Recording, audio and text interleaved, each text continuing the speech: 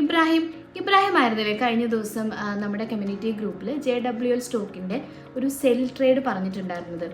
ആ ഒരു ടൈമിൽ മാർക്കറ്റ് സ്ലൈറ്റ്ലി ഒരു ബുള്ളിഷ് ട്രെൻഡ് സ്റ്റാർട്ട് ചെയ്തിട്ടുണ്ടായിരുന്നു. എന്നിട്ടും ഒരു സെൽ ട്രേഡ് ആയിരുന്നു പറഞ്ഞിരുന്നത്. അത് പ്രോഫിറ്റ് ആവുകയും ചെയ്തു. എന്നാലും എന്തായിരുന്നു ആ ഒരു ടൈമിൽ തന്നെ ബുള്ളിഷ് ട്രെൻഡിലുള്ള ട്രേഡ് പറയുന്നതിന് പകരം ഒരു സെല്ല് പറയാനുള്ള റീസൺ? അതിന്റെ റീസൺ ഇന്ത്യൻ മാർക്കറ്റിലെ മെയിൻ ഇൻഡെക്സുകളായ നിഫ്റ്റി, ബാങ്ക് നിഫ്റ്റിയൊക്കെ സ്ട്രോങ് ബെയറിഷാണ് കാണിച്ചിരുന്നത്.